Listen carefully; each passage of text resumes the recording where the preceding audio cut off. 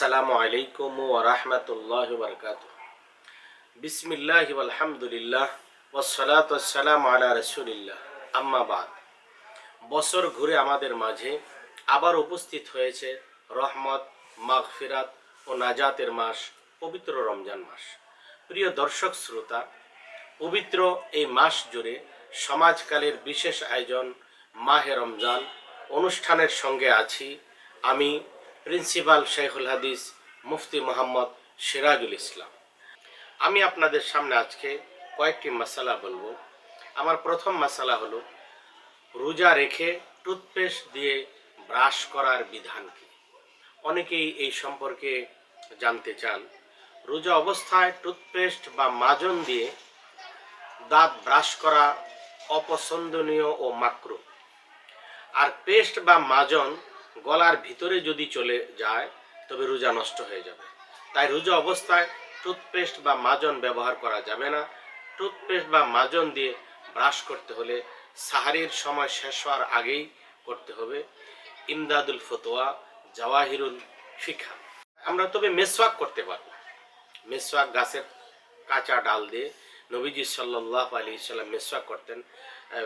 ফিকহ শাস্ত্রের অন্যতম গ্রন্থ হিদায়া নামক গ্রন্থে গাছের তাজা ডাল দিয়ে মিসওয়াক করার অনুমতি আছে। সেই তাজা ডালে যদি তিক্ততা থাকে তবু কোনো সমস্যা নেই, মিসওয়াক করা যাবে। কিন্তু টুথপেস্ট বা মাজন দিয়ে ব্রাশ করা যাবে না। আমরা এই ব্যাপারে সকলেই সচেতন থাকবো ইনশাআল্লাহ। দ্বিতীয় মাসালা হলো অনিচ্ছাকৃত বমি হলে কি রোজা ভেঙে যায়। এটা একটা জরুরি বিষয়। এই মাসালাটা আমাদের জানা প্রয়োজন। অনিচ্ছাকৃতভাবে বা হঠাৎ যদি কোনো ব্যক্তির বমি হয়ে যায় তাহলে রোজা ভাঙবে না, তা যত বেশি পরিমাণেই হোক না কেন, এবং ওই রোজা কাজাও করা যাবে না। বমি হওয়ার পর রোজা পালনে সক্ষম হলে তা পূর্ণ করতে হবে। রোজা ছেড়ে দেওয়ার প্রয়োজন নেই।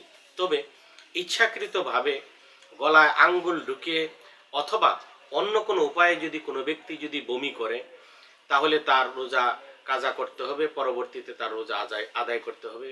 হাদিস শরীফে আছে, আন আবি হুরায়রা রাদিয়াল্লাহু তাআলা আনহু قال إن النبي صلى الله عليه وسلم قال من زرعه القيع فليس عليه قضاء ومن استقاء عمدا فليقضي رواه الترمذي।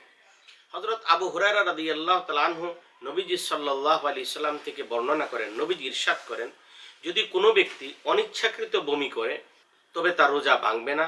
আর যদি কোনো ব্যক্তি ইচ্ছাকৃত বমি করে তবে তার রোজা ভেঙে যাবে। ওই রোজা কাজা আদায় করতে হবে। পরবর্তী মাসালা, রোজা রেখে চোখে সুরমা বা ড্রপ ব্যবহার করার হুকুম কি। আসলে রোজা অবস্থায় রমজান মাসে বিভিন্ন শ্রোতাদের বিভিন্ন প্রশ্ন আমাদের কাছে আসে। সেই হিসাবে যে রোজা রেখে চোখে সুরমা বা ড্রপ ব্যবহার করা যাবে কিনা।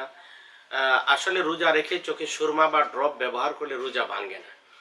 ইসলামিক বিশেষজ্ঞ এবং চিকিৎসকদের মতে চোখে ড্রপ বা সুরমা ব্যবহারের ফলে তা সরাসরি পাকস্থলীতে পৌঁছায় না। তাই ড্রপ এবং সুরমার দ্বারা রোজা ভাঙ্গার কোনো কারণ নয়, রোজা ভাঙবে না। ড্রপ ব্যবহারের পর চোখ বন্ধ রেখে বা চোখের কোনা চেপে ধরে সাবধানতা অবলম্বন করা ভালো, তবে এটি অপরিহার্য নয়। সুতরাং আমরা রোজা অবস্থায় চোখে ড্রপ এবং সুরমা আমরা ব্যবহার করতে পারবো, যেহেতু এর স্বাদ আমাদের পাকস্থলীতে যায় না। পরবর্তী মাসালা বলবো, রোজা রেখে পারফিউম বা আতর ব্যবহার করা যায় কি না। আসলে সাধারণ সময়ের মতো রমজান মাসে আতর, পারফিউম ব্যবহার করা সম্পূর্ণ জায়েজ এবং বৈধ। এতে করে রোজা ভাঙবে না এবং এই সম্পর্কে কোনো নিষেধাজ্ঞাও নেই। তবে একটা বিষয় প্রবলভাবে খেয়াল রাখতে হবে, আতর এবং পারফিউমের ধোয়ার মতো কিছু যেন না থাকে এবং তা পেটে প্রবেশ করার কোনো সুযোগ যেন না থাকে।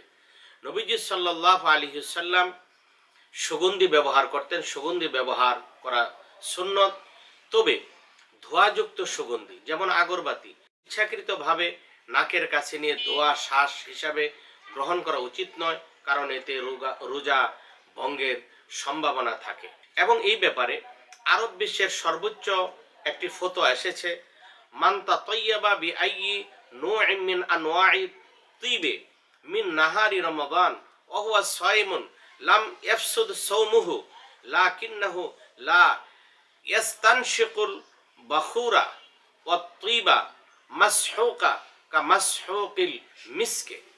যে ব্যক্তি রমজানের দিনের বেলায় রোজা অবস্থায় কোনো প্রকারের সুগন্ধি ব্যবহার করেছে তার রোজা নষ্ট হয়নি, তার রোজা ভঙ্গ হবে না।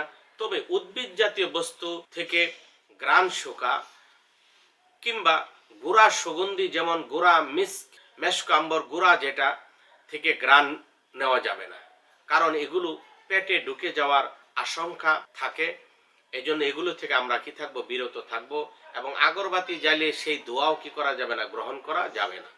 এমনি স্বাভাবিকভাবে আতরের সুগন্ধি, পারফিউমের সুগন্ধি এগুলো নেওয়া যাবে, ব্যবহার করা যাবে। পরবর্তী মাসালা বলবো, যদি কোনো ব্যক্তির দাঁত দিয়ে রক্ত বের হয়ে যায় তাহলে রোজার কি হুকুম, রোজা ভাঙবে কিনা? আসলে দাঁত থেকে রক্ত বের হলে সাধারণত রোজা ভাঙে না, কারণ শরীর থেকে রক্ত বের হওয়া রোজা ভঙ্গের কারণ নয়।